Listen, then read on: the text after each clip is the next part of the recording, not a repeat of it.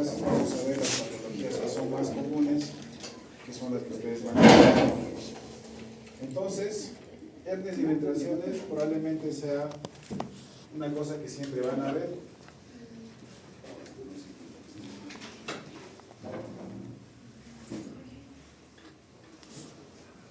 Entonces, la primera pregunta que siempre les van a hacer es ¿cuál es la diferencia entre hernia y eventración? ¿No? ¿Qué es lo que vamos a hacer ahora en la clase?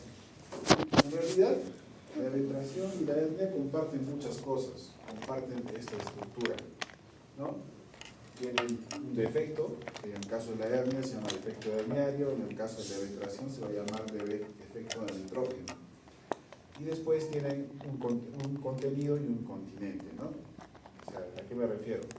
Que acá adentro va a estar metido, o sea, el contenido va a ser, puede ser epiplo, puede ser intestino, etcétera, ¿no?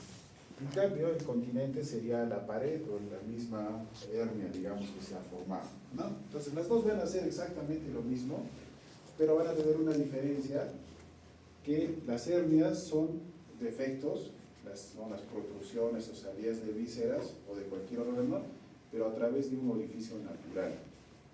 En cambio, la eventración sale a través de un orificio creado. Para que me entiendan, por ejemplo, cuando hablamos de una hernia umbilical, significa que es una hernia en el ombligo, ¿verdad? ¿Y qué salía por el ombligo o qué sale por el ombligo? ¿Qué conducto estaba ahí? El cordón umbilical, ¿no es cierto? Que ya ustedes ya saben por la biología para dónde iba, ¿no? Parte de ese rezago incluso es el uraco, ¿no es cierto? Acá por debajo del ombligo hay una estructura que se ha fibrosado, que antes comunicaba pues con la vejiga, ¿no? Y por ahí salía a través del cordón, ¿no? Entonces, ese defecto en un orificio natural que era donde salía el cordón, pues puede generar con el tiempo la hernia umbilical. O en el caso de la hernia inguinal, en el caso de los varones, ¿qué sale por ahí? Por el conducto inguinal, ¿qué sale? El cordón espermático, ¿no es cierto? Todo el cordón con toda su estructura sale por ahí. O en el caso de las mujeres, siempre me van a preguntar eso, ¿qué pasa por el canal inguinal? En los varones, el cordón espermático. En las mujeres, ¿qué ligamento? Ligamento redondo, ¿no es cierto? Que es un vestigio también igual. Y así, ¿no? Entonces, donde sale, o donde pasa algo, igual, cuando hablemos en la siguiente clase vamos a hablar de hernia hiatal, ¿no? ¿Qué es la hernia hiatal? Es justamente a nivel del diafragma, ese espacio por donde está entrando el esófago de la cavidad torácica del canal abdominal, deja un espacio para que pueda pasar el esófago, ¿verdad? Y cuando ese espacio se abre más de lo normal, y a través de eso se mete el estómago hacia la cavidad torácica o el intestino u otras cosas, eso es una hernia hiatal, ¿no? Entonces, todo donde es un orificio naturalmente constituido, hablamos de hernias. En cambio, las eventraciones son lo que van a ver ustedes, en especial en pacientes posoperados, ¿no? Uno le sutura, al menos eso se veía mucho cuando se hacía cirugía abierta, ¿no? Que es una de las principales complicaciones a larga distancia o a largo tiempo, digamos, de las cirugías abiertas, que hacían que a veces el paciente no se cuidaba, hacía esfuerzos, etcétera, y pues las suturas hacían una dehiscencia, las suturas de la aponeurosis, y con el tiempo dejaba un espacio por el cual protruían las vísceras en este caso, ¿no? Entonces, cualquier cosa que es artificial o que ha sido ya constituida luego, puede ser una cirugía, van a ver, por ejemplo, traumatismos, ¿no? Le meten cuchillo, ¿no? A veces uno van a la emergencia, le suturan solamente la piel, pero el defecto en la aponeurosis ha quedado, y con el tiempo ese defecto va creciendo más, y por ahí se sale, ¿no? Entonces, cualquier cosa que sea ya constituido luego va a ayudar a una eventración, ¿ya? Sin embargo, no va a ser raro que mucha gente no conozca la eventración como eventración, sino también muchos le llamen como como hernia incisional u hernia ventral, ¿ya? Entonces, por ese parecido que les digo, va a estar en su anatomía, digamos, algunos llaman incluso la eventración como hernia incisional o hernia ventral, ¿ya? Entonces, en el caso de las hernias, va a ser, como dice acá, un orificio que ya estaba naturalmente constituido. ¿Y qué va a salir? Como ustedes pueden ver, puede salir pues epíplon, ilion, uno, sigmoides, ciego, apéndice, colon ascendente, vejiga, anexos incluso, ¿no? En el caso de las mujeres a veces queda atrapada acá en la hernia crural, queda atrapado un ovario, ¿no? Una trompita que se mete ahí, ¿no? Entonces, son cosas raras, pero se describen pues de vez en cuando, ¿ya? Entonces, básicamente esa es la diferencia entre hernia y eventración. Anatómicamente son muy parecidas o prácticamente casi iguales, pero en el caso de la hernia es a través de un orificio naturalmente constituido, o sea, algo normal, digamos, que se haga. Entonces, la pregunta que siempre les van a hacer los pacientes es: ¿y por qué tengo hernia, no? ¿Cuáles son los factores que conducen, digamos, a que uno tenga hernia? Entonces, en realidad son muchos factores. Hay factores congénitos y hay factores de riesgo, digamos, o desencadenantes a que el paciente tenga hernia. Y muchas veces es importante conocer esto, porque a veces tan solo tratando la enfermedad de fondo podemos disminuir el tamaño o incluso las complicaciones de una hernia, ¿no? Entonces, por ejemplo, ¿no? Cuando hablamos de edad, sexo, obviamente a más edad, más hernias, ¿no? Por eso es que ustedes van a ver que aquí más operamos de hernias inguinales es abuelitos, por ejemplo, ¿no? Abuelitos, igual las eventraciones también. ¿Por qué? Porque parte, si ustedes leyeran un poco más de la fisiopatología de las hernias, van a ver que son enfermedades en las cuales tiene que ver mucho el tejido conectivo. O sea, normalmente cuando somos jóvenes, nuestros músculos, todo lo que es ligamentos, etcétera, están pues bien parados, ¿no? Bien, son fuertes, aguantan cualquier cosa, es igual que la columna, ¿no? Cuando uno es joven puede ser así un obeso de miércoles, pero no te va a doler la espalda porque mal que bien tu espalda está bien parada ahí, porque sus ligamentos están funcionando bien, etcétera, ¿no? Pero cuando uno pasa el tiempo y va comenzando a ponerse más viejo, eso ya no es igual y la capacidad, digamos, de los ligamentos ya no va a ser exactamente la misma, de los músculos, etcétera, ¿no? Por eso es que parte de la terapia para hernias discales es más que todo terapia física, ¿no? Revitalizar o darle más fuerza a toda la musculatura que sostiene, digamos, a la columna, ¿no? Y así. Entonces, igual en el caso de las hernias, a veces hay gente que tiene por mucho tiempo sus hernias umbilicales pequeñitas, pero pasa el tiempo y comienzan a crecer un poco más, porque a medida que uno envejece, el tejido conectivo también ya se va a volver más laxo, uno va a tener la misma capacidad, digamos, de asegurar estructuras, ¿no? Como lo que sucede normalmente, ¿no? Entonces, igual, en el caso del sexo va a haber algunas hernias que son más comunes en mujeres y otras más comunes en varones. Por ejemplo, las hernias inguinales son más comunes en varones. Y obviamente se entiende porque tenemos cordón espermático. En el caso de las mujeres, ese canal está prácticamente cerrado porque ya no pasa nada por allí. O sea, pasa un vestigio de ligamento redondo y punto. Pero en el caso de los varones, sí, nuestro cordón espermático está ahí, está funcionando de verdad. Entonces tenemos más probabilidad de hacer hernias inguinales, ¿no? En cambio, en el caso de las mujeres, ya también por una cuestión anatómica de su pelvis y encima súmenle por la cuestión de tener hijos, entonces hacen que la presión sobre el sitio del canal crural sea mucho mayor y por eso es que las mujeres tienen más hernias crurales que los varones, ¿no? Entonces, esa por ejemplo es otra pregunta, ¿no? ¿Quién es el que más hernias crurales tiene? Las mujeres, ¿no? ¿Quién es el que más hernias inguinales tiene? Varones, ¿no? Entonces, y así, entonces va a depender mucho entre la edad y el sexo. Sin embargo, hay algunos factores de riesgo que van a hacer que uno tenga pues más hernias o tenga esa predisposición a hacer más hernias. ¿Cuáles son? Cualquier cosa, en realidad si ustedes miran acá, todo lo que haga que tengamos la presión intraabdominal mayor, eso se llama síndrome compartimental. Van a ver ustedes cuando hablen en traumatología, van a hablar justamente del síndrome compartimental post-fracturas, ¿no? Entonces, ¿qué pasa? Por ejemplo, sucede mucho en el brazo. En el brazo, ustedes se acuerdan por anatomía que hay 3 compartimentos, ¿no es cierto? Y esos están envueltos en vainas elásticas, digamos, ¿no? Que hacen que exista como un grupito de músculos, ¿no? Por eso es que hay un grupo de los flexores, otro de los extensores, así que están casi agrupados. Y a veces cuando sangra, cuando hay una fractura, la fractura rompe, sangra, y al momento de fracturar sangra el mismo hueso, pero a veces lesiona vasos que están por ahí también, y comienza a sangrar un montón, ¿no? Entonces, ¿qué pasa? Que como eso está en compartimentos, está como unos estuches, ¿no?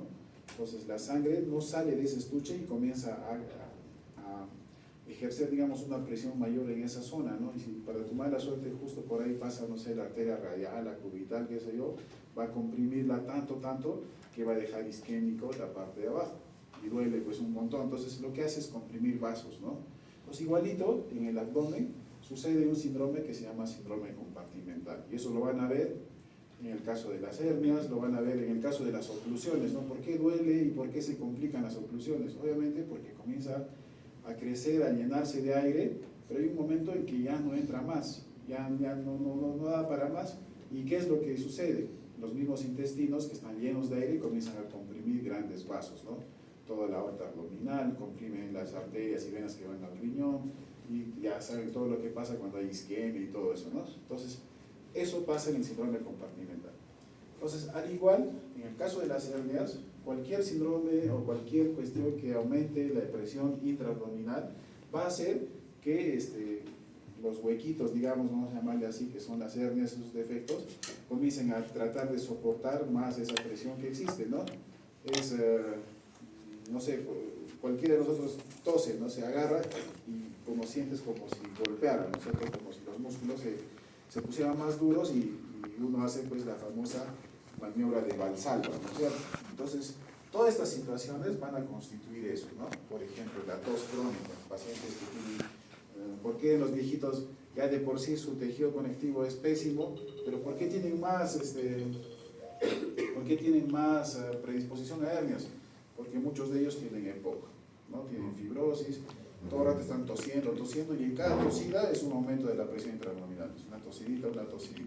O los que están, por ejemplo, constipados, que tienen estreñimiento. Entonces, los que tienen estreñimiento, igual, ¿no? Van al baño y como no pueden defecar, ¿qué hacen? Empujar, y eso están haciendo que comience a aumentar la presión dentro del abdomen y eso hace que los defectos comiencen a crecer un poco más, porque uno puja y pues aumenta eso, ¿no es cierto? Se entiende la forma, ¿no es cierto? Pues igual, esta es una cosa en especial, por ejemplo, la disuria, que tienen que evaluar otra vez en los abuelitos. ¿Qué es lo que más sufren los abuelitos? Hipertrofia de próstata, ¿no es cierto? Como tienen hipertrofia de próstata, no pueden orinar bien. Entonces, ¿qué tienen que hacer? Tienen que pujar para orinar. Por eso que hay pujo vesical, ¿se acuerdan? Entonces, tienen que pujar porque el chorro ya no es el mismo. Cuando uno es joven, orinas y el chorro pues es fuerte y no se puedes disparar hasta de acá 2 metros orinando, ¿no? En cambio, los viejitos, por más que intenten, no pueden. ¿Por qué? Porque la próstata está tapando la salida de la uretra y tienen que hacer más esfuerzo para orinar. Entonces, y es igual como si estarían tosiendo todo el rato, ¿no? Entonces, empujan diario y las hernias comienzan a aparecer más y más. Esto, por ejemplo, en especial la cuestión de la disuria, es una de las cosas que siempre deben preguntar, porque a veces, o digamos, vayámonos a la parte de práctica. Si ustedes ven, le hacen ecografía, le hacen tacto rectal, el paciente tiene hipertrofia de próstata y encima tiene hernia también. ¿Cuál creen ustedes que se debe operar primero? Una hernia así gigante, así grande, así, y tiene hipertrofia de próstata. ¿Cuál creen que se debe operar primero? ¿Cuál creen? A ver, ¿hipertrofia o la hernia? La hernia es gigante. La hipertrofia, ¿no es cierto? ¿Por qué es importante que le operen la hipertrofia? Porque tú le puedes operar su hernia bonito, todo chévere, le pones su mallita, lo fijas, todo, pero si el paciente va a seguir con su hipertrofia y sigue empujando, lo más probable es que haga se llama hernia recidivante. Ese es un término que acuérdense siempre, hernia recidivante. ¿Qué es una hernia recidivante? Cuando un paciente ya le operaron de la hernia y en el mismo lugar vuelve a salir la hernia otra vez. Eso se llama hernia recidivante. Entonces, no se olviden, en el caso de los viejitos en especial, siempre cuando vienen por hernia, también evaluar la parte de la próstata. Porque si el viejito no orina bien, entonces vuestra cirugía o vuestra interconsulta de cirugía probablemente sea por gusto, porque así lo operaran, lo más probable es que esa cirugía fracase porque el viejito va a seguir empujando. Entonces, ¿qué hay que hacer primero? Operar la próstata, que orine tranquilo, que orine bien, y recién a continuación operar la hernia. Obviamente si la hernia no está complicada, ¿no es cierto? Obviamente, si es una cirugía programada, tranquilo, entonces damos tratamiento primero a la hipertrofia. O quienes, ¿no? Trabajos que demandan esfuerzo físico. Por ejemplo, la gente que trabaja en construcción civil, que carga cosas, o cualquiera de nosotros que va al gimnasio y que le gusta cargar 40 kilos, 50 kilos, ¿no? Si tienes tu hernia, no lo hagas, pues, porque obviamente tienes más riesgo a que se va a complicar.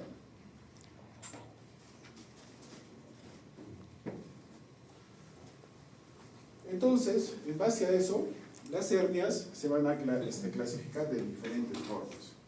Va a haber de acuerdo a su localización, va a haber, pues ya sabemos que es donde hay un orificio anatómicamente constituido, por ejemplo, pueden ser hernias inguinales, ya hemos visto que sale, no se olvide, en el caso de varones sale cordón espermático, en el caso de mujeres, ligamento redondo.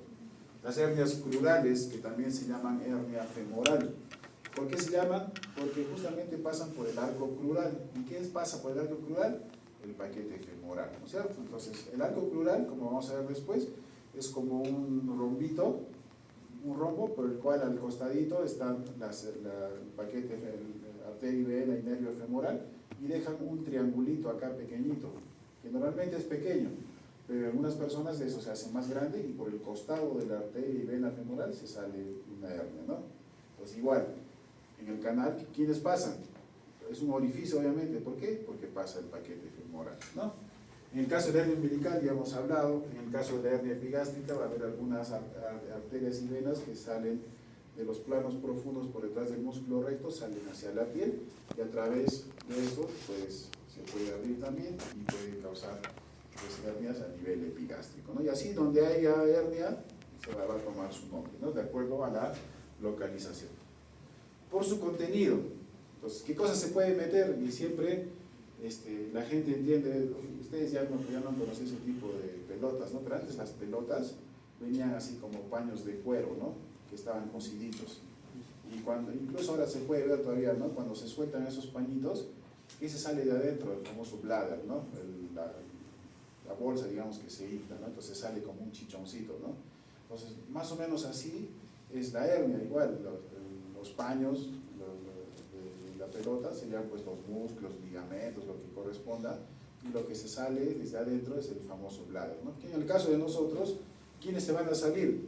Obviamente el peritoneo, porque es parte del saquito, pero también puede salirse a veces intestino delgado, que es lo más común, se puede salir el epiplo, y pueden salirse algunas otras estructuras como por ejemplo el apéndice, el intestino grueso, a veces la vejiga, etcétera, etcétera, ¿no? De hecho, una tarea que ustedes van a tener es buscar los nombrecitos para algunos tipos de hernias. Por ejemplo, en realidad es tonto aprender eso, ¿ya? Pero lamentablemente a veces en las...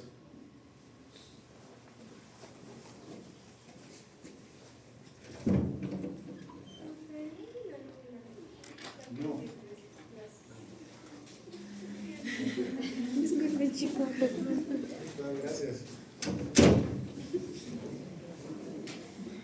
Entonces, por ahí, a mí, esa es una costumbre de la escuela argentina. La escuela de ustedes, si alguna vez se van a estudiar a Argentina, ¿ya han visto quiénes son los que más libros de anatomía tienen? Los argentinos. Y esos le ponen nombre a todo. La arteria de Pepito, la arteria de Juanita, el nervio de tal, de cual, así, entonces pues, descubren una variante y ya le ponen nombre, ¿no? Entonces, por ejemplo, igual esa es una costumbre argentina, francesa, que le ponen nombre a algunos tipos de hernia, y van a preguntar eso porque a veces les preguntan también, entonces investiguen un poquito al respecto. Por ejemplo, cuando en la hernia crural se mete el apéndice, cuando el contenido es el apéndice, se llama hernia de Amiant. Hernia de Amiant se llama. Y así van a encontrar varios nombrecitos que van a ustedes tener la curiosidad de buscar, porque algunos de esos, de los más comunes, les voy a preguntar, ya les estoy diciendo, ¿no? Les voy a preguntar en el examen, la hernia de Richter, ¿qué cosa es? Le van a poner ustedes, ¿ya? Entonces vayan buscando eso. Ahora, por su etiología, normalmente son adquiridas, congénitas. Sin embargo, ¿por qué les he puesto traumáticas acá? Porque, como les decía, las hernias incisionales, que son eventraciones en realidad, a veces las consideran dentro de las hernias, ¿no? Entonces es medio confuso la situación, si es eventración o hernia, pero de todas maneras en los libros aparece esto de traumáticas y ustedes podrían decir, pero ¿por qué traumáticas, no? Si se supone que son orificios naturalmente constituidos. Les estoy poniendo esto a propósito para que se acuerden que algunos libros consideran a la eventración como una hernia incisional o hernia ventral, ¿ya? No se olviden el término recidivadas. ¿Qué son recidivadas?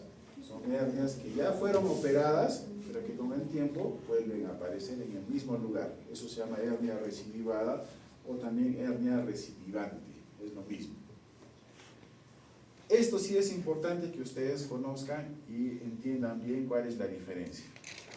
¿Cuáles son reductibles? ¿Cuáles son irreductibles? ¿Cuáles son coercibles, incoercibles? ¿Cuáles son deslizadas, atascadas, encarceradas, obstruidas y estranguladas? Esos son términos que deben conocer muy bien. Y a eso vamos a explicarles.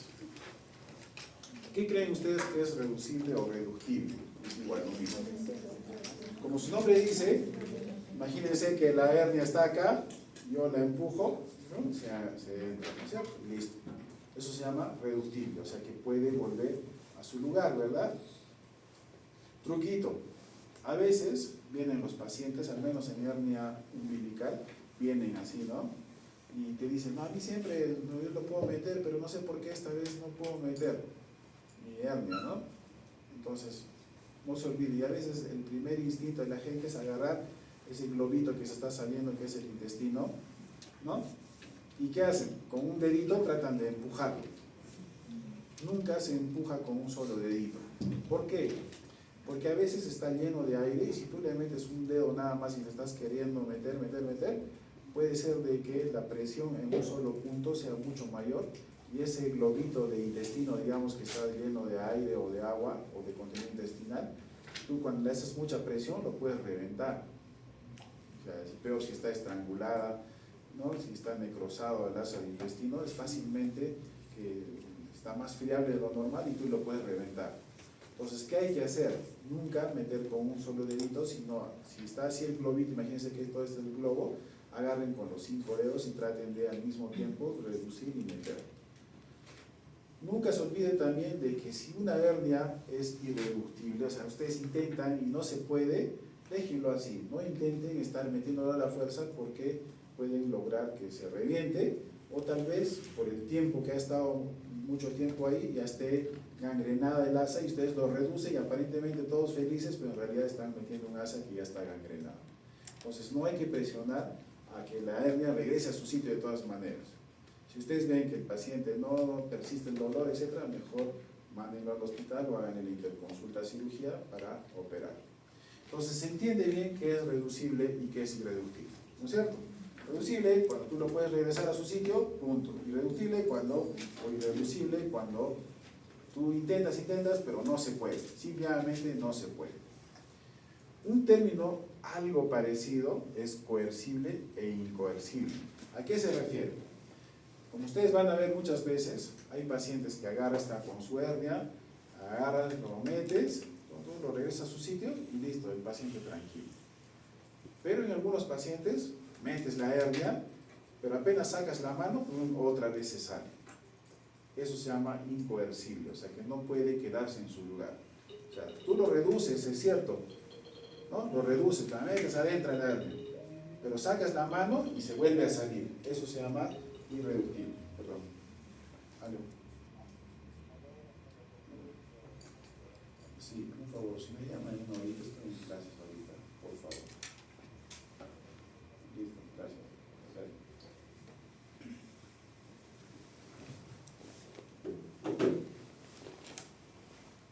Entonces, se entiende, ¿verdad? La diferencia, aunque parecieran los mismos términos entre reductible y irreductible, reductible que lo puedes meter, irreductible que no, coercible, que la puedes meter, pero que se queda ahí. En cambio, el incoercible, metes, sacas el dedo o la mano y otra vez se vuelve a salir. Eso es incoercible. ¿Se entiende? Deslizadas. ¿Se acuerdan en el dibujito? acá, esto que ustedes están viendo acá en negrito, que es, digamos, la misma hernia, acá arriba está la piel, ¿verdad? Debajo, ¿quién está? Tejido celular subcutáneo. Debajo está el músculo y la aponeurosis. Y debajo de la aponeurosis, ¿quién está? Este de acá, en el abdomen, ¿quién está? El peritoneo, ¿no es cierto? ¿Se acuerdan? No, el peritoneo, un peritoneo parietal y un peritoneo visceral, ¿no es cierto? El parietal está recubriendo todo el abdomen. Imagínense que todo esto fuera el abdomen, está recubriendo el techo, todo, ¿no? ¿Verdad? Entonces, si yo hago un hueco acá, ese peritoneo se va a salir, lo mismo que está acá, se sale, ¿verdad? ¿Cuándo se llama por deslizamiento o deslizadas? Cuando a veces, acá en esta parte, por ejemplo, lo más común está la vejiga, en el caso de la hernia inguinal. La vejiga está acá atrásito nomás, si se acuerdan bien. Entonces, a veces, parte de esto, la vejiga se mete, y parte de acá se va a volver la vejiga, como si estaría por acá. ¿Se me entiende? O sea, se ha deslizado también un órgano, que es lo más común, vejiga. Eso se llama hernias deslizadas o hernias por deslizamiento. A veces también puede ser, en el caso de acá, el ciego, ¿no? El ciego también es un poco móvil y a veces se va tanto hacia abajo que a veces también forma parte de las hernias, ¿no? Pero lo más común, es cierto, es la vejiga. Entonces, cuando parte del saco es un órgano, entonces a ese tipo de hernias se va a llamar hernias deslizadas o hernias por deslizamiento. ¿Se entiende? ¿Cuándo son atascadas, encarceradas u obstruidas? Cuando se ha metido, lo más común, intestino, ¿no? Una hernia umbilical o una hernia inguinal. Se mete el intestino, ya se metió. Pero el intestino está viable, o sea, está sano, digamos. Su irrigación no se ha visto comprometida. Entonces hay mucha gente, los viejitos por ejemplo, que tienen hernias, en especial las indirectas, que ahorita vamos a ver cómo son, se meten tanto hasta la hernia escrotal, hasta la región escrotal, que el intestino ya encontró incluso su propia casita, vamos a llamarle así, ¿no? Ya se ha acostumbrado y están años de años. Tú lo quieres volver a su lugar, pero no, se regresa nuevamente. ¿Por qué? Porque ya encontró un espacio donde estar. Y el paciente come, hace toda su vida normal, porque ya se hizo una bolsa a veces tan grande que está metido el intestino, pero su irrigación, su vitalidad no está comprometida.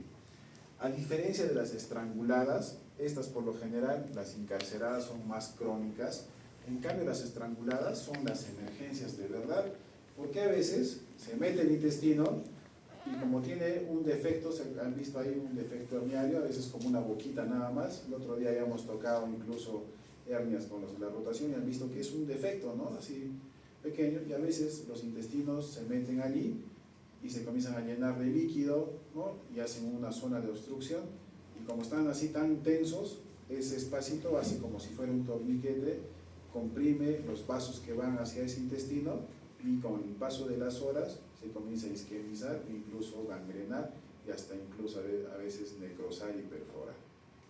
Entonces, cuando eso sucede, a eso se llama, como su nombre dice, estranguladas, o sea que las has agarrado y se han estrangulado, como su nombre dice, ¿ya?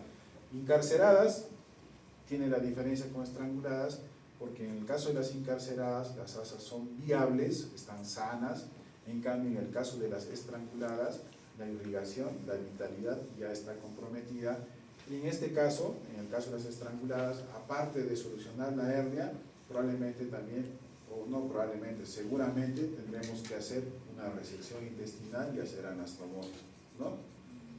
En cambio, en las encarceradas, como las asas están viables, no hay problema, ¿qué hacemos? Lo regresamos todo a su sitio, lo metemos todo, devolvemos y cerramos el defecto, le ponemos la malla y listo, se acabó la cirugía. ¿Ya? ¿Se entiende todos los términos? ¿Hay alguna duda al respecto? Todo está bien, ¿no es cierto? Esta es una pregunta fija también. Diferencia coercible, incoercible, estranguladas, todo eso, ¿verdad? Siempre les van a preguntar eso en todo lado. Entonces, las hernias más comunes son las que ustedes van a ver acá. Las hernias epigástricas, las que están, como su nombre dice, en la región epigástrica. Las hernias umbilicales, las hernias incisionales, que son en especial en los sitios donde había cortecitos, ¿no? Cirugías, en este caso, esta zona es la zona del de la cirugía del apéndice, por ejemplo, ¿no? Las hernias inguinales, las hernias femorales o hernias crurales, las hernias de Spiegel, que son otro tipo de hernias, y así, ¿no? Fíjense, de acuerdo a las modalidades topográficas, mira cuántas hernias puede haber, ¿no? Entonces acá están algunos de los nombres que les decía, ¿no? Cuando es una hernia de Lauger, de Hesselbach, de Cloquet, que es el caso de las hernias crurales, por ejemplo, estas, y así, ¿no? Entonces hay varios tipos de hernias. ¿Qué tenemos que hacer cuando evaluamos a un paciente? Nunca se olviden, el otro día justo en la rotación vimos, primero, antes de nada, al paciente que tiene hernias se le evalúa parado. Porque ¿qué pasa cuando estás parado? Que tienes el mismo peso, la gravedad hace de que se vean mucho mejor las hernias, ¿no? Entonces siempre al inicio evaluar al paciente paradito. Ya después de eso lo vas a echar. Obviamente en cirugía se cumple lo que se hace en todos los cursos, siempre hacer una buena semiología. Entonces hay que buscar el tiempo de aparición. O sea, si yo tengo una hernia que me duele desde hace recién 3 horas, estoy vomitando y todo eso, probablemente tenga que pensar más en una hernia obstruida, estrangulada, más que una hernia encarcerada que puede estar pues ahí 6 meses, 1 año, 2 años, ¿no? Como normalmente pasa si ustedes tienen un familiar, un viejito, por ejemplo, a veces hay gente que tiene hernias mucho tiempo y no le ha pasado nada. Pero si el tiempo de aparición es cortito y tiene muchos síntomas, dolor, distensión, etc., entonces mi calidad de interconsulta tendrá que ser, pues, o de manejo, digamos, tendrá que ser de más preocupación, digamos, porque sé que puede estar estrangulado, ¿verdad? Entonces siempre hay que pensar, hay que preguntar acerca del tipo de aparición, síntomas asociados, lo que veíamos en los antecedentes, ¿no? ¿Tienes tos? ¿Tienes estreñimiento? ¿Qué haces? ¿A qué te dedicas? ¿Cuál es tu trabajo? Etcétera, ¿no es cierto? Porque en base a eso también podremos definir qué hacer y qué no hacer, ¿no? Lo que hablábamos hace un rato respecto a la interconsulta al urólogo, si el paciente tiene una hipertrofia de próstata, ¿no? Si te cuenta, no puedo orinar, siempre utilizan, me ponen sonda vesical para que pueda orinar, así, obviamente tiene una hipertrofia pues así considerable, y obviamente tengo que considerar la necesidad de hacerle primero una interconsulta de urología antes que a cirugía, ¿verdad? Lo que les decía, siempre comenzar la evaluación con el paciente de pie, ¿no? Siempre inspeccionar, ¿no? No tengan reparo, si sospechan de hernias inguinales, crurales, háganle bajar el pantalón sin miedo al paciente para que puedan ver bien. A veces tan solo comparando un lado con el otro lado, uno puede notar ya la presencia de una hernia, ¿no? Solicitar al paciente que realice maniobras de Valsalva, ¿no? Entonces a mí, por ejemplo, me gusta cuando quiero evaluar al menos hernias umbilicales, eventraciones, hernias epigástricas, ¿no? ¿Qué me gusta hacer? El paciente echado y le digo, a ver, trata de sentarte un poquito. Entonces el paciente cuando trata de hacer esto, al toque hace una maniobra fuerte y pum, pum, pum, pum, comienzan a aparecer todas las hernias, ¿no? O le pides que puje, ¿no? A ver, puja, o a ver, tose, entonces ahí en cada tosida se nota un poco más, en cada pujada también. Pero a veces la gente no entiende mucho, a veces la gente del campo le dices puja y comienza a soplar, entonces como que no te ayuda. Entonces con el tiempo he ido aprendiendo que a mí personalmente me ayuda muy bien el hecho de que el paciente esté echado y que le digas, ya levántate, haz como si quisieras sentarte. Entonces, por más abuelito que sea, va a tratar de hacer esto y cuando lo que hace fuerza y pum, salen las hernias. Entonces, siempre solicitar al paciente que haga maniobras de Valsalva. Y luego vamos a hacer, como lo que vamos a ver de acá un ratito, hacer maniobras de palpación para diferentes tipos de hernia, ¿no? Según a su localización y a sus complicaciones. Esto es importante. ¿Se acuerdan antes cuando hablamos que ustedes sospechan que un intestino esté metido y que no hay que estar metiéndole el dedo y empujándolo? Siempre, a veces, existe la disyuntiva, ¿no? Y si es el epiplón sí lo puedo manipular un poco más tal vez, ¿no? Porque no va a pasar nada, ¿no? Pero el intestino no. Entonces, ¿qué hay que hacer? Si ustedes sospechan ese epiplón, ese intestino, no estoy muy seguro, pónganse un estetoscopio y si escuchan en el sitio de la hernia, escuchan ruidos hidroaéreos, quien está metido ahí es un intestino, obviamente, ¿ya? Entonces, es una buena maniobra escuchar la zona de la hernia con un estetoscopio por si escuchan ruidos hidroaéreos, lo cual nos haría entender que lo que está metido ahí es un intestino. Entonces, como hemos visto, hay varios tipos de hernias, ¿no? Y una de las hernias probablemente más comunes sean pues las hernias inguinales. Tienen que averiguar cómo es el cuadrilátero de Frouchot y cómo es el triángulo de Hesselbach. Son reparos anatómicos que les van a preguntar siempre, ¿ya? Averigüen, esa es vuestra tarea, por si es que les pregunto ahí en el examen, ¿no? Entonces, en el cuadrilátero de Frouchot, que tiene que ver con unas líneas que se hacen a nivel de los músculos rectos, de las espinas, del pubis, ¿no? Las líneas axilares anteriores, uno más o menos encuentra pues la zona por donde va a estar pasando el canal inguinal, el ligamento, y ahí uno puede ubicar toda esta anatomía, donde uno puede ver esto, ¿no? Este es el famoso ligamento inguinal, y esto nos va a ayudar para que este cuadrilátero, para ver que todo lo que está por encima, o sea acá, todo lo que está por encima del ligamento inguinal va a ser hernias inguinales. En cambio, lo que les decía antes, como un rombito, digamos, es el canal crural, donde están estos dos redonditos que son la arteria y vena femoral. Entonces, todo lo que está por encima del canal, del ligamento inguinal, son hernias inguinales. Y todo lo que está por debajo del ligamento inguinal son hernias crurales. ¿Ya? Acuérdense, encima del ligamento inguinal, hernia inguinal. Por debajo del ligamento inguinal, hernia crural. Entonces, ahí se va a formar pues este famoso triángulo de Hesselbach. También averigüen, estudien un poco. Tiene que ver mucho con las arterias epigástricas, y para eso, ¿para qué nos sirve mucho eso? Para decir, en el caso de, ¿se acuerdan ahorita del dibujito? Este es el ligamento inguinal, todo lo que está acá arriba es el canal inguinal, digamos, por donde van a estar las hernias inguinales, y lo que está acá abajo son las hernias crurales, ¿no? Acá están vena, arteria y nervio femoral, ¿no es cierto? Entonces, este triángulo de Hesselbach nos va a ayudar anatómicamente a nosotros los cirujanos para decir cuál es hernia directa y cuál es hernia indirecta, ¿no? Por ejemplo. La cuestión es de que ustedes sepan y encuentren más o menos esta anatomía, ¿no? Digamos, esta disposición.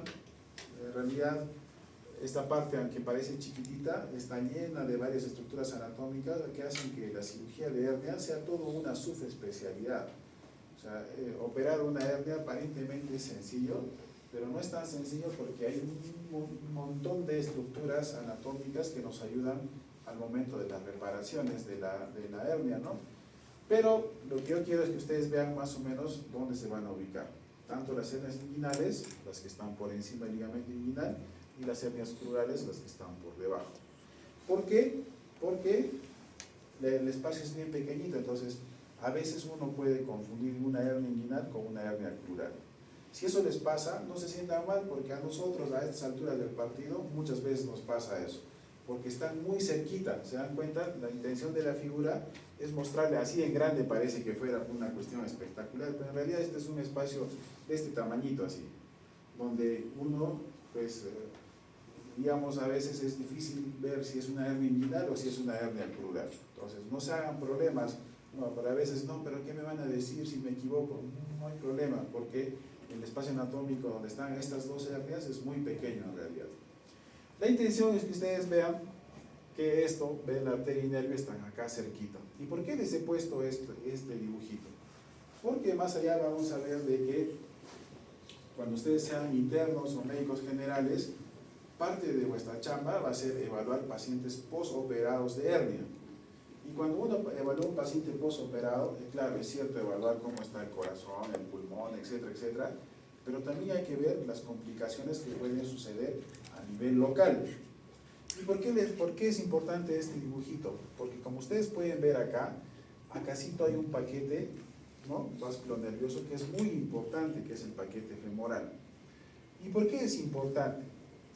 Porque tanto en la hernia inguinal como en la hernia crural, a veces cuando ponemos los puntos para cerrar el músculo y poner la malla, a veces metemos puntos muy profundos o que agarren mucho tejido, y lo que hacen es ajustar, ¿no?, comprimir este grupo de vena, arteria y nervio.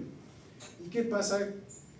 Va a suceder exactamente lo mismo cuando tú te pones una media muy ajustada, un elástico así. ¿Qué pasa con las horas? Se nota obviamente el elástico, pero ¿qué pasa hacia abajo? se va a hinchar, ¿no es cierto? Pues, le pasa eso a las abuelitas que ya de por sí tienen problemas de varices, ¿no? De retorno venoso inadecuado. Se pone una media que tiene un elástico muy fuerte, se hace una cinturita y hacia abajo todo hinchado. ¿Por qué? Porque disminuye el retorno venoso, ¿no es cierto? Entonces, cuando disminuye el retorno venoso, lo que pasa es de que se comienza a acumular líquido, se edematiza y por eso se hincha, ¿verdad? Entonces, cuando ponemos nosotros la malla o ponemos puntos para cerrar los defectos, ¿no? Por ejemplo, en el caso de la hernia crural, a veces tan solo hay que poner unos puntos que unan este ligamento inguinal con el Cooper que está acá abajo. Le ponemos puntos que lo cierren esto con esto, esto con esto, entonces ya queda cerrado esto. De lo que estaba así va a quedar así, ¿no? Entonces ya, ¿no? Pero a veces lo cerramos tan entusiastamente que comprimimos la vena, arteria y nervio. ¿Y qué tienen que hacer ustedes como internos, como estudiantes, como médicos? Evaluar siempre la pierna de ese lado, ¿no? Si me han operado de hernia inguinal o hernia crural derecha, siempre evalúen ustedes la pierna de ese lado, el miembro inferior de ese lado. ¿Por qué? Porque si he comprimido mucho, ¿qué va a pasar? Lo mismo que la media, ¿no es cierto?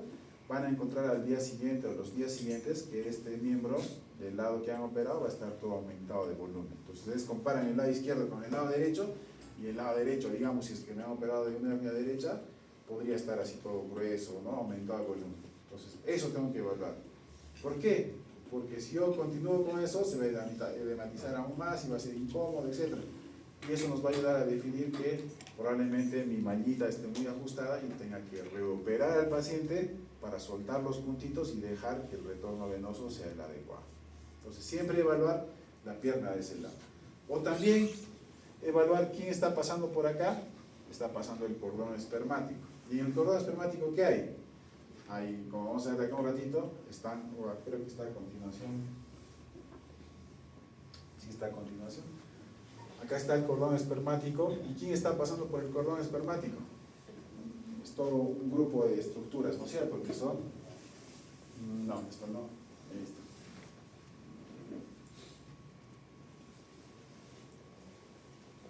¿Quiénes están pasando por el cordón espermático? Miren todo lo que pasa por el cordón. Pasan la arteria y vena testicular, pasan el conducto deferente, arterias y venas deferentes, arterias cremasterianas, el mismo músculo cremaster. ¿Para qué sirve el músculo cremaster? Para que el testículo suba y baje. ¿Para qué? La temperatura del testículo. ¿Y para qué? Para que los espermatozoides puedan vivir a una temperatura adecuada y no se mueran, ¿no es cierto? Entonces, por eso es de que la gente joven no debe utilizar boxer, ¿no? Esos boxers así, cohetes de striptease, ¿no? ¿Por qué? Porque no le dan espacio a que su testículo, o sea, una cosa tan tonta como esa, a veces es causa de infertilidad. Hay gente que usa así todo cohete, todo así chupado, tratando pitillos y todo, ¿no? ¿Y qué pasa? Los testículos no tienen espacio para descender, subir y bajar. ¿Y qué pasa? Están muy calientes y obviamente sus espermatozoides no van a ser tan viables, o una parte muy pequeñita de los espermatozoides puede estar sano, digamos, y otro gran grupo no estar sano, ¿verdad? ¿Se entiende? Entonces, para eso es el músculo cremaster, ¿no? Para subir y bajar el testículo cuando hay mucho calor o mucho frío, para que los espermatozoides puedan estar en una temperatura adecuada, ¿verdad? Y además hay nervios, plexo pampiniforme, filas nerviosas simpáticas, ramas del nervio genitofemoral, vasos linfáticos, etc. Entonces, ¿qué pasa? Igual, a veces ponemos la malla y comprimimos mucho el cordón. El otro día vieron cuando operamos una hernia, ¿se acuerdan? Le hice como un ojalito para que el cordón pueda pasar. ¿Y qué pasa si lo ajusto mucho? El cordón se va a ajustar, ¿no? Va a ajustar todos estos, miren, arterias, venas, etc. Van a disminuir el termo venoso. ¿Y qué va a pasar al día siguiente si ajusto mucho el cordón? ¿Qué creen? El testículo va a estar, el lado izquierdo pequeñito, normal, y el derecho va a estar todo edematizado, gigante, ¿no? Entonces, no se olviden, por los dibujos que les estaba mostrando, que las estructuras son tan pequeñitas, tan cerquita, que a veces podemos comprometer algunos vasos y nervios como los femorales o los vasos que están en el cordón, y hacer que el día siguiente el paciente tenga o el miembro de ese lado o el testículo de ese lado hinchados, ¿no? edematizados por disminución del retorno venoso. Entonces se dan cuenta, como les decía, operar hernias no es sencillo. Ustedes no están acá obviamente para aprender a operar hernias, pero sí a reconocer algunas complicaciones que pueden pasar después de una cirugía de hernia, ¿no? Entonces, esta es una pregunta clásica que les hacen especialmente a los residentes, ¿no? Cuando cortan acá, ¿cuáles son los tejidos que van a encontrar? ¿No? Desde piel, tejidos vasculares, músculo oblicuo, ¿no? Hemos estado cortando el otro día, ¿se acuerdan? Abrimos la aponeurosis, cortamos el músculo para un costado, son todas estas cosas que vemos acá, ¿no? Es más una cuestión de técnica quirúrgica. Esto es importante porque en base a esto, ¿te acuerdan cuando vimos el otro día, hicimos maniobra del Aníbal con los que estamos cortando? ¿Qué hemos hecho en el caso de los varones? En el caso de los varones, este es el canal inguinal, acá está el orificio externo, ¿no? El orificio inguinal externo, y al fondo está el interno profundo, ¿no? Entonces, ¿qué pasa en el caso de los varones? Cuando hacemos la maniobra del Aníbal, ¿qué hacíamos? Justo metíamos por acácito, ¿no? Se hace como un ojal, se ubica porque el pene está acá, y justo debajo del pene nomás, uno puede agarrar y meter un dedo como si fuera un bolsillito. No sé si se acuerdan cuando hicimos la palpación al paciente, se podía meter, incluso lo puedes levantar al paciente, así, ¿no? Porque es como un estuche, ¿no? Por los músculos, ¿no? Dado por los músculos. Entonces, conocer esta anatomía nos va a ayudar al momento de hacer el examen, ¿no? Especialmente en varones. En mujeres no va a pasar eso porque acá ya no pasa nada y eso está completamente colapsado y es difícil que ustedes, si a una mujer, puedan hacer un tacto del orificio inguinal externo o superficial. En el caso de los varones sí, porque por ahí está pasando el cordón espermático, ¿no? Hemos visto ya esta diapositiva donde están, esto sí les van a preguntar siempre, siempre, siempre, siempre. ¿Cuál es el contenido del canal inguinal en las mujeres? El ligamento redondo que va hasta el útero, que es una fijación en realidad, vestigios de la arteria. Y en el caso de los hombres, el cordón espermático. ¿Quiénes conforman el cordón espermático? Esto sí es pregunta fija que les hacen siempre, ¿no? Pregunta de anatomía en realidad que les hacen siempre a los internos, ¿no? ¿Quiénes componen el cordón espermático? Pues ya saben todo lo que hay. Básicamente, el conducto deferente, ¿no? Que es como un tallarincito, ¿no? ¿Se acuerdan que el otro día les se los mostré? Era como un tallarincito que cuando uno toca el cordón uno puede sentir eso, ¿no? Y después de eso, varias otras estructuras, como ustedes ven acá, nervios, arterias, venas, se está reuniendo. Listo. Esto es importante. Las hernias inguinales hay de tres tipos en realidad. Las directas, las indirectas y las hernias mixtas o en pantalón. Cuando uno habla de directas e indirectas, si quiere meterse un poco al fondo de la anatomía y ver la cuestión ya como cirujano, ¿se acuerdan del triángulo de Hesselbach? Ahí está la arteria epigástrica, ¿no? Y todos los que están mediales, o sea, hacia este lado, imagínense que la arteria está por acá, todos los que están para acá son hernias directas, las que están hacia afuera, externas a la arteria epigástrica, son hernias indirectas, ¿ya? Eso es anatómicamente, digamos, al momento de poner los puntitos y todo eso. Pero con fines de conocimiento general, lo que siempre les van a preguntar, ¿cuáles son las directas? Las que salen de la cara posterior. En cambio, las indirectas son las que salen junto con el cordón espermático a través del agujero profundo. Para que se entienda, ustedes pueden ver acá. En el caso de la indirecta, va a salir de acá del fondo, de atrás. En cambio, en el caso de la indirecta, va a salir junto con el cordón espermático. ¿Se acuerdan del anterior donde había un orificio interno y uno externo? Acá. Entonces, cuando la hernia sale, digamos, del monitor de atrás, ¿no? Es la fascia transversalis directa. Pero cuando sale junto con el cordón, a través del cordón, eso se va a llamar indirecta. Por eso es de que ustedes, a veces tan solo viendo, como este baja con el cordón que va hasta el testículo, a veces se acompaña y es el típico paciente que tiene una hernia, se llama inguinoescrotal. ¿Por qué? Porque baja hasta el escroto. Esa es la clásica hernia indirecta, la más fácil de reconocer. En cambio, la directa es la que sale por la fascia transversalis, que es la pared posterior. ¿Verdad? ¿Se entiende hasta ahí? ¿Y cuándo es mixta en pantalón? O en pantalón, cuando la directa y la indirecta están al mismo tiempo. O sea, hay gente que tiene una hernia por acá y otra que le está saliendo por acá. Como si tuviera un pantalón por acá y por acá, ¿no? Entonces, si les preguntan cómo es una hernia en pantalón, es una hernia inguinal en la cual coexisten una directa con una indirecta. ¿Ya? ¿Se entiende? ¿Sí? ¿Cuál es el cuadro clínico de una hernia inguinal? Pues facilito. Dolor en región inguinal, el paciente se queja siempre, no, hay algo que me sale acá, me duele, cuando hago esfuerzo peor. Irónicamente, las hernias chiquititas duelen más que las grandes al inicio. ¿Por qué? ¿Se acuerdan del saquito? ¿Quién formaba el saquito? ¿Qué estructura formaba el saquito? ¿Hemos hablado? El peritoneo, ¿no es cierto? El que forma el saquito de la hernia es el peritoneo. Y el peritoneo tiene una característica. ¿Se acuerdan igual que la uretra que les dije?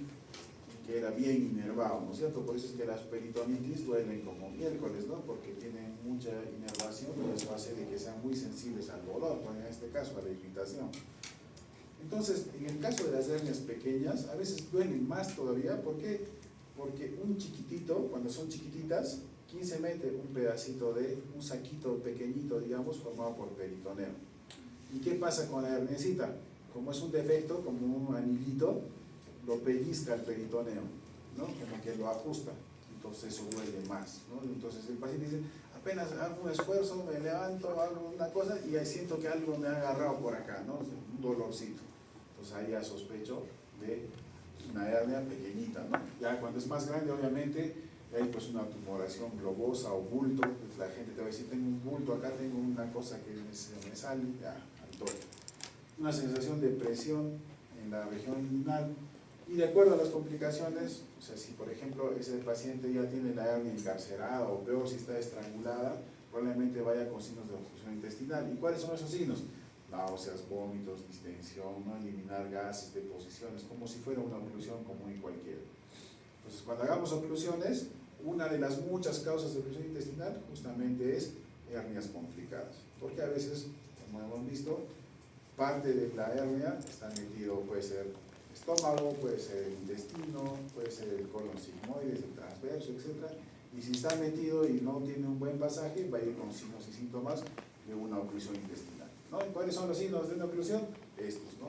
Náuseas, vómitos, distensión, no eliminar gases ni hacer deposiciones, ¿no? Esto es lo que hablábamos el otro día, maniobra de Landívar, ¿no? Se puede hacer muy bien en los varones. ¿Se acuerdan con la figurita que hemos visto más antes del orificio inguinal profundo y superficial? Entonces ahí, ¿no? Entonces uno puede meter justo, como les decía, al ladito del pene, allá a un costadito. No, yo no lo hago normalmente con el meñique, sino hago con el dedo índice, como queriendo levantarlo al paciente. Hago así, se mete muy facilito y sirve para diagnosticar y además nos va a decir qué tipo de hernia es. Entonces, cuando yo meto acá y le pido al paciente que empuje, imagínense mi dedo acá, le pido que empuje y siento algo que me ajusta por acá. ¿Qué tipo de hernia será? Indirecta, ¿no es cierto? Porque si me está golpeando acá, significa que está saliendo del orificio inguinal profundo. Pero si yo le pido que empuje y me golpea por acá atrás y me hace así, ¿cuál va a ser? Directa. Entonces, la maniobra de Landívar, ¿para qué sirve? Para diagnosticar, pero también para saber si es una hernia directa o hernia indirecta. Si al pedir al paciente que empuje me golpea acá en el pulpejo del dedo, digamos, ¿cuál va a ser? Indirecta. Pero si me golpea así desde la parte de atrás y siento que algo me empuja desde atrás, es una hernia directa. ¿Listo? ¿Cuáles son las complicaciones de una hernia inguinal? Hay de las prequirúrgicas, que son, ya hemos visto cuál es una encarcerada. ¿Cuál es encarcerada? Cuando está metido en un órgano, intestino, etc., pero con asas o con tejidos viables, no está comprometida su circulación. En cambio, las estranguladas, sí, ¿no es cierto? Ahí sí están comprometidos, a veces hay que hacer resección intestinal, etc., ¿no? Puede haber obstrucción, puede haber dolor crónico, en las intraquirúrgicas puede haber sangrado, lesiones intestinales, lo que les decía, hay que tener mucho cuidado con manipular, pérdidas de domicilio, puede haber recidivas. ¿Cuándo eran recidivas? Cuando habías operado ya a un paciente y volvía a aparecer. Puede haber infección, dolor, hidrocele, e incluso en algunos casos rechazo del material protésico, ¿no? Hay gente que puede hacer alergia a las... Es una pregunta clásica que le hacen los pacientes. ¿Y mi malla cuándo me la van a retirar? Las mallas no se retiran, se quedan ahí para toda la vida, excepto cuando hay rechazo. Porque hay gente, es bien difícil, la verdad que yo en todos estos años habré visto un par de pacientes que han hecho rechazo a la prótesis, pero por lo general eso no sucede. Pero cuando pasa, ¿qué hay que hacer? Es un clásico paciente que va a venir durante meses, te dicen, me han operado y desde que estoy operado, todo el rato en mi herida tiene un huequito ahí y está saliendo líquido y líquido y líquido, a veces se sale pus, a veces se aclara y tiene mal olor, y esto entonces es una reacción crónica ya, digamos, a la malla. ¿Y qué es lo que hay que hacer? En esos casos sí hay que retirar la malla y optar por otro tipo de tratamientos, ¿no? Entonces eso es lo que, o las formas de complicaciones. Obviamente este es un cuadrito para que se acuerden nada más que ahora se hace la reparación de la hernia inguinal, la hernia crural, incluso de las eventraciones, de la hernia umbilical, de la epigastria y de casi todas las hernias por vía laparoscópica, y se ha visto que sus resultados, su tasa de recidiva es muchísimo menor respecto a la cirugía abierta. De hecho, algo que no les he dicho, que les van a preguntar siempre, ¿se acuerdan de cuando hablamos de eventraciones?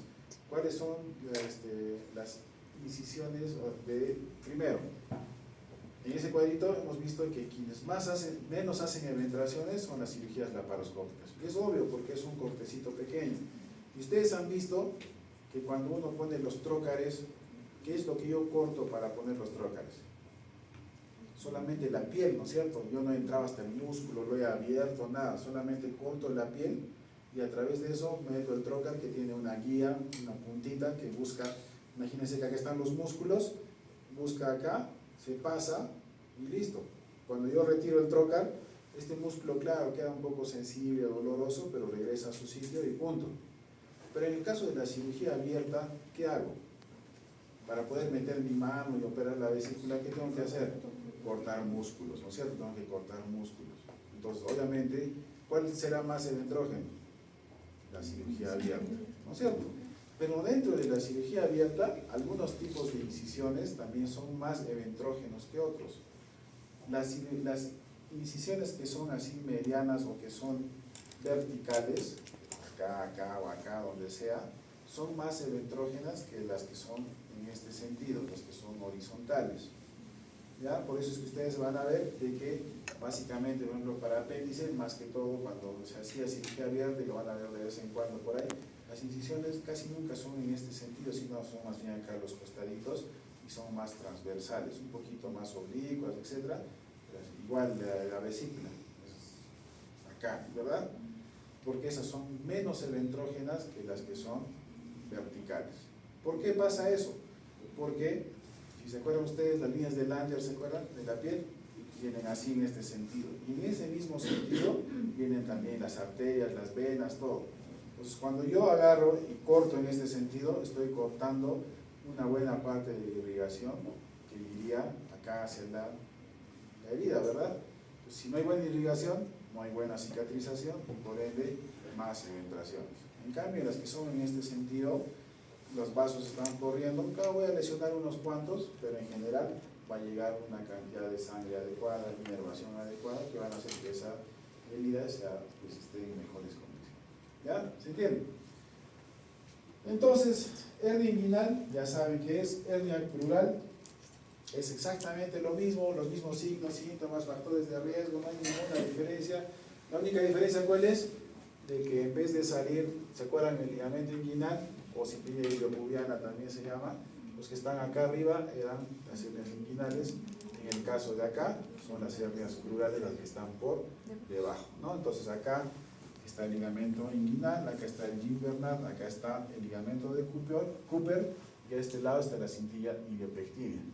Dentro de eso va a estar la arteria y vena, y puede salir, las hernias van a salir por cualquiera de estos triangulitos que ustedes están viendo. Claro, lo más común es que salga por acá, pero también a veces salen, acá están algunos nombrecitos los que les dije, ¿no? Cuando salen por debajo del ligamento de Cooper, se van a llamar hernias de Cloquet.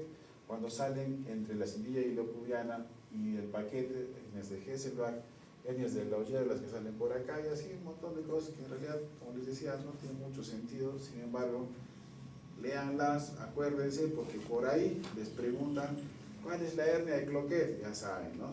Ya saben, la hernia crural que sale por debajo del ligamento de Cooper, por ejemplo, ¿no?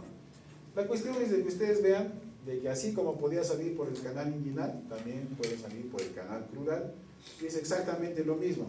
Las complicaciones, ya no vamos a repetirlas, porque igual se pueden encarcerar, se pueden estrangular, se pueden deslizar, exactamente igual.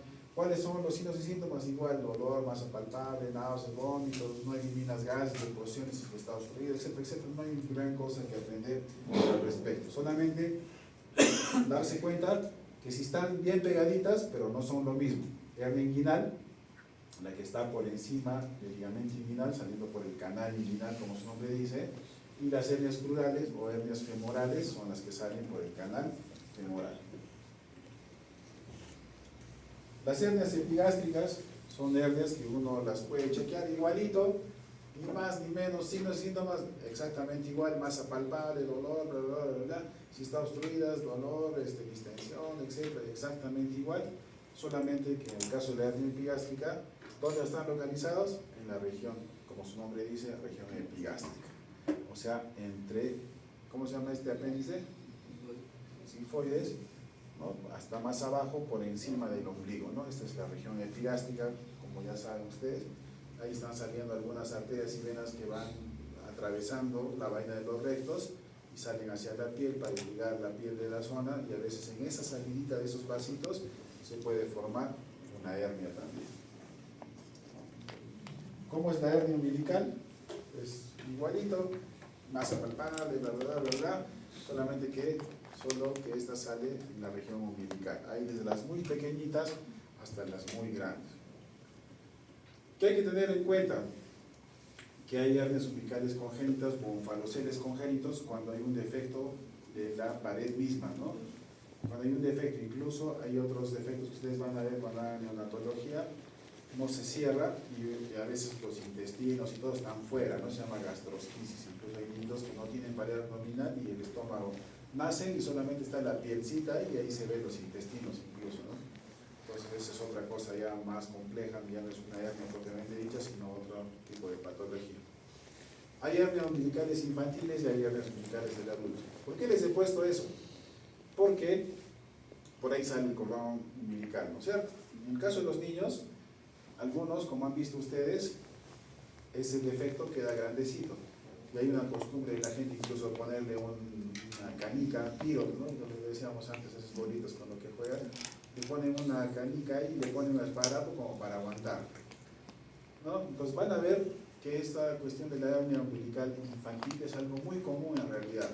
Y si ustedes palparan a casi todos los neonatos, casi el 90% tienen un defecto, que obviamente en la mayor parte de ellos pasa 2, 3, 4 semanas, un mes y se cierran. Pero en algunos puede quedar más tiempo. Entonces la primera pregunta que le va a hacer el paciente o el familiar, le va a decir, ¿y hasta cuánto voy a esperar para operarle a mi hijito? Entonces la respuesta es de que la hernia umbilical infantil es normal y se puede esperar hasta más o menos, algunos dicen 2 años, otros dicen 4 años, pero como que se ha establecido de que esas hernias solamente se operan a partir del 3er año. O sea, si tu bebito a los 6 meses tiene una hernia umbilical pequeña, ¿me preocupo? No, ¿no es cierto? Porque es normal. Eso con el tiempo se va a ir cerrando. ¿Hasta cuánto tengo que esperar? Hasta que cumpla por lo menos 3 años. Si a los 3 años sigue el hueco, ahí sí, caballero nomás, interconsulta a cirugía pediátrica para que le cierren el defecto hernial. Obviamente, siempre y cuando esa hernia no esté complicada. Si el paciente está obstruido, ustedes ven que hay algo que se toca, no sale, está metido en el intestino, escuchan el ruido sideroaéreo y el paciente está vomitando y todo eso, obviamente así tenga 2 meses, vas a tener que operarlo porque se está complicando. Pero si no está complicada, no se preocupen, se puede esperar ¿hasta cuándo? hasta los 3 años. De ahí recién hay que pensar en operar. ¿Se entiende? Ya en el adulto la cosa es diferente. A veces hay hernias chiquititas y el paciente lo único que queja es dolor. Por lo que les dije antes, esas hernias chiquititas, ¿quién se mete ahí? El peritoneo. Entonces cada vez que hace esfuerzo, ay, me duele, pero después de eso mayor molestia no tiene. Pero en algunos pacientes esto ya comienza a crecer y a veces se hace tan grande, pero tan grande, que se vuelve incómodo desde el punto de vista estético, pero también peligroso. ¿Por qué? Por lo que les he dicho antes. Se puede meter ahí un intestino, se puede encarcerar, se puede estrangular incluso, y tu simple hernia puede acabar ya no solamente en una hernioplastia, sino en una recesión intestinal, anastomosis y todo el show, ¿no? Lo cual hace que la cirugía sea mucho más complicada y el riesgo para el paciente obviamente es mucho mayor. Entonces, ¿se operan las hernias umbilicales? Sí, en el adulto sí se tienen que operar por más pequeñitas que sean. Ya no es como en el niño, que tú podías esperar más o menos hasta los 3 años, ¿no? 3, 4 años, ya arrástralo. Pero después de eso, caballero nomás, pequeña, grande, más o menos grande, todas se tienen que operar. ¿Listo? Esas son las hernias más comunes. Sin embargo, hay otras hernias también que pueden aparecer por ahí y tienen incluso su nombrecito propio, ¿no? La hernia de Greenfield, ¿cuál es? La hernia lumbar. Ustedes van a sentir acá, ya no en la pared anterior del abdomen, sino hacia el posterior. Estoy en clase, dame un ratito, por favor.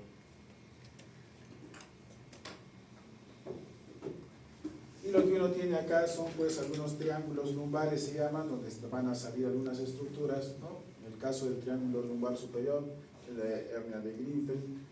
En el caso del triángulo lumbar inferior, la hernia de Petit. Esa hernia de Petit, no sé por qué tienen los exámenes con la hernia de Petit, pero acuérdense bien de la hernia de Petit, van a ver que se repite siempre. ¿Cuál es la hernia de Petit? La hernia lumbar del triángulo lumbar inferior, ¿no? Esto hay que tener mucho cuidado porque lo pueden confundir. Ustedes cuando hagan urología van a ver que los urólogos, aunque también ahora hacen casi todo por la laparoscopía, muchos de ellos, pero muchos siguen haciendo las incisiones para llegar a operar el riñón, no son por acá adelante, sino son incisiones acá atrás, incisiones lumbares. Entonces, así como hay eventraciones acá adelante, también a veces hay eventraciones acá atrás. Entonces eso podría ser un diagnóstico diferencial de estas hernias. Entonces, si el paciente nunca fue operado, lo más probable es que sea una de estas dos hernias. Pero si el paciente tuvo una nefrectomía lumbar por antecedente, obviamente lo más probable, una masa palpable que aumenta el esfuerzo, etcétera, etcétera, probablemente sea más bien una eventración lumbar. ¿Se entiende, verdad? Listo.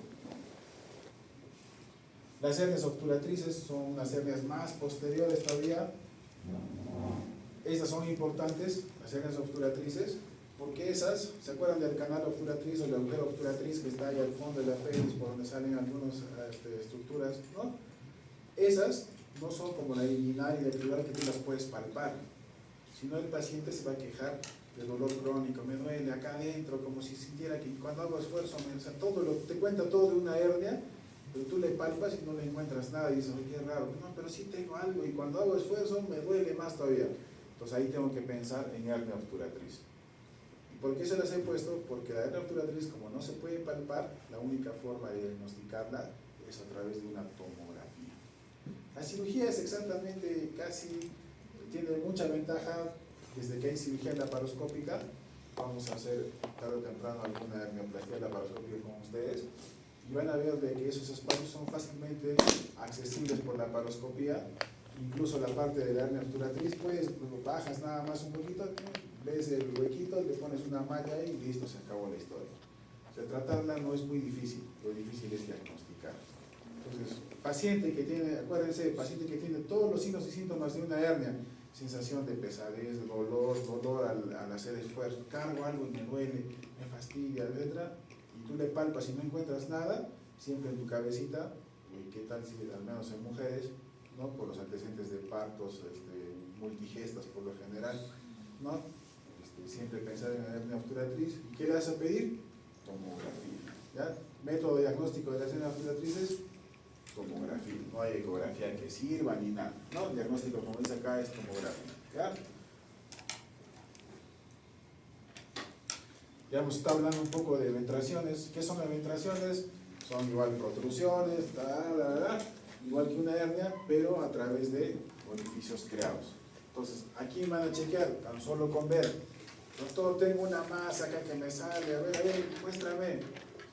Una cirugía anterior, como lo que ustedes están viendo acá, ¿no? Como lo que están viendo acá, ¿no? Entonces, tan solo con ver eso, ya tu diagnóstico está cantadito. Eventración abdominal o hernia incisional, ¿no? Es una protrusión a través de un defecto adquirido. ¿Cuáles son? Igual que la hernia, tienen cosas muy parecidas, ¿no? Obesidad, ancianidad, desnutrición, anemia, ictericia, porque los ictéricos van con problemas hepáticos, y los hepáticos, los cirróticos, todos ¿con qué van? Con ascitis. ¿Se acuerdan cuando hablamos de síndrome compartimental?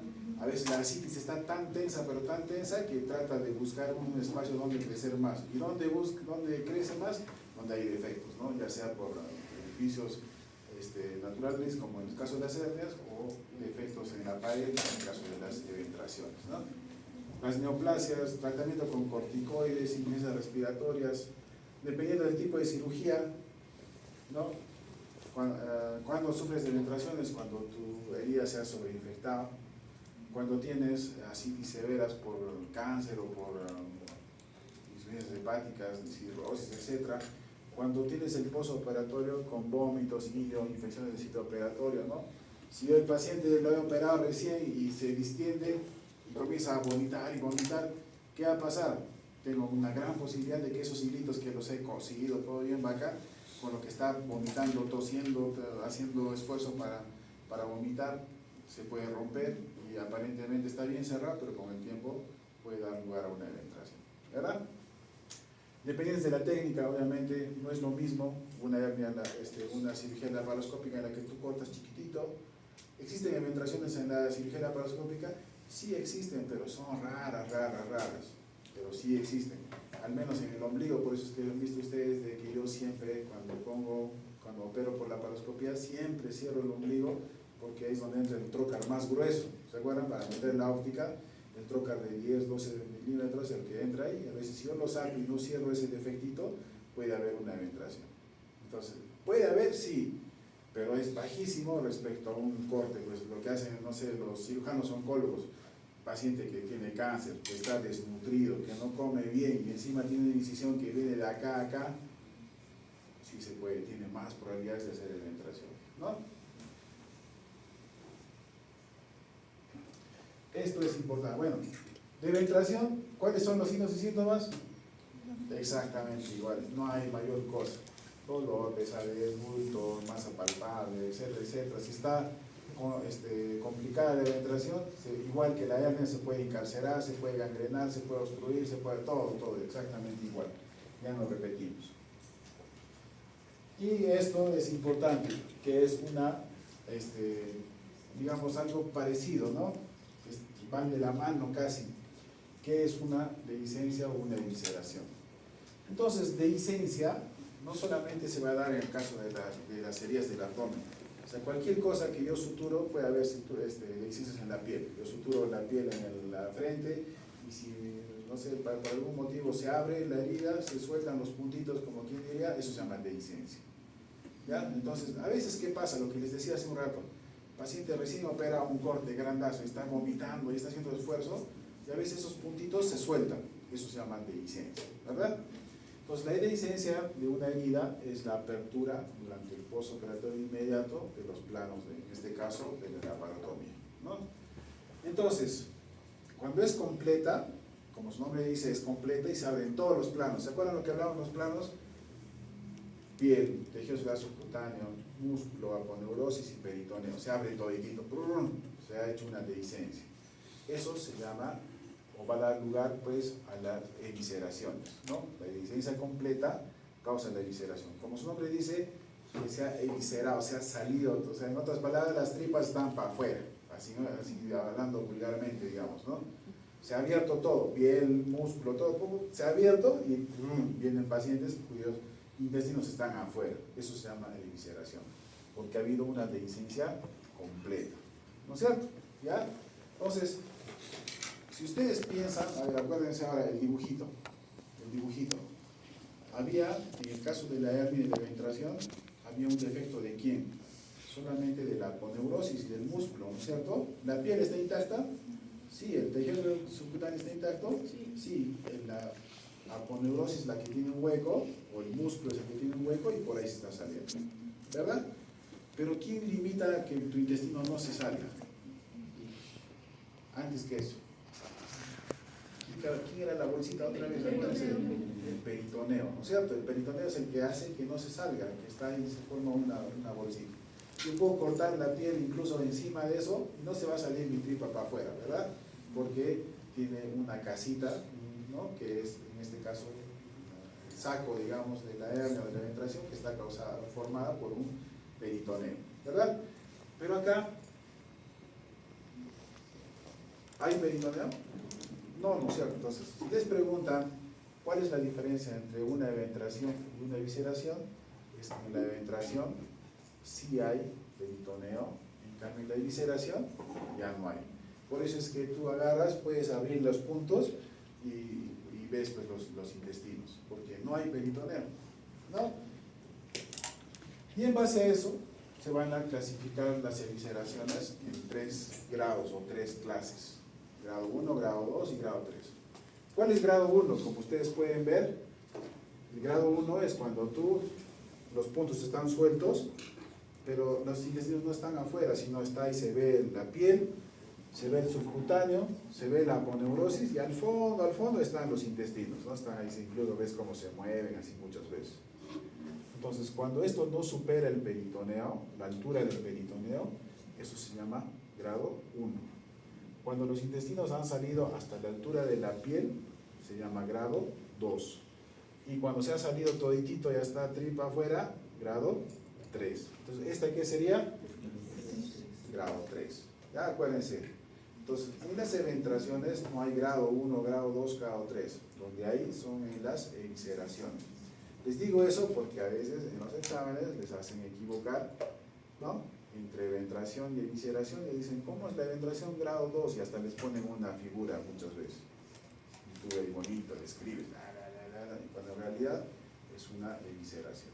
No se olviden, ¿cuál es la diferencia entre eventración y evisceración?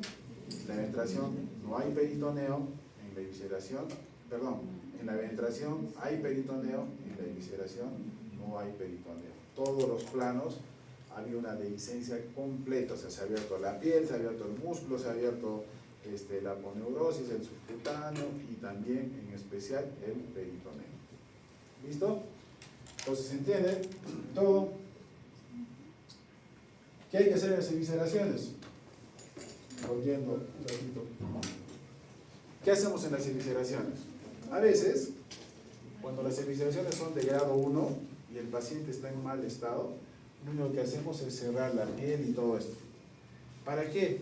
Para que con el tiempo este peritoneo va a ir creciendo poquito a poco, lo va a tapar, la piel se va a tapar, claro, el músculo no se va a tapar, ¿y en qué se va a convertir? ¿Qué va a pasar si la piel está cerrada, el peritoneo se crece, se tapa? En una eventración. Entonces, a veces tan solo cerramos la piel para hacer que ese paciente, su evisceración, se convierta en una eventración y que con el tiempo lo operemos de su eventración tranquilo, pero cuando ya esté en mejor estado. En cambio, a esta no es algo que lo vamos a dejar asícito, ¿no? ¿Por qué les he puesto esta figura? En realidad decirles, porque a veces pasa eso. Ustedes están en vuestro celu, ahí en, no sé, en Pitumarca, no sé, paciente sale recién operado, rápido, que Pitumarca es pista, pues en otros sitios, carretera, se sube a su camión, llega, golpe, esfuerzo, que encima a veces el viejito se va solito a su casa porque no hay quien lo recoja, cargando sus cosas, llega y bum, bum, bum, bum, se abre todo y pum, se eviscera. ¿Qué vas a hacer en ese caso de una evisceración? ¿Qué vas a hacer en tu puesto de salud? ¿Qué van a hacer? Si tu evisceración está así, bacán, bacán, suturarle la piel, aunque sea mándalo al hospital, pero lo primero que tienes que hacer es suturar la piel, para que no se siga saliendo todo, cierres esa barrera que es la piel, ¿no es cierto? Y hagas que no se infecte por adentro, no haga abscesos, etcétera, etcétera. Pero si está así, es difícil que tú lo regreses, pareciera fácil que no lo meto otra vez y si se puede hacer, ¿qué tienes que hacer? Primero, lavar, ¿no? Con cloruro tibio, no se acuerden, o no se olviden, perdón, de que los intestinos tienen inervación, ¿no? Pero es una inervación que cuando ustedes le ponen cosas que son extremas, por ejemplo, frío, yo le echo agua fría, si le echo de frente al intestino puede generar un reflejo vasovagal. Entonces, el reflejo vasovagal ya saben que puede pasar, incluso puede ser un paro cardíaco, ¿no es cierto? Entonces, ¿qué hay que hacer? Lavas con agua tibia. Si por ahora ves un flaquito, un abuelito que está sin tela y que tiene espacio como para que lo regreses a su sitio y le pongas puntos, chévere, bacán. Pero si no se puede, denle una lavadita y lo único que tienen que hacer es cubrir esto con gasas furacinadas o con compresas húmedas.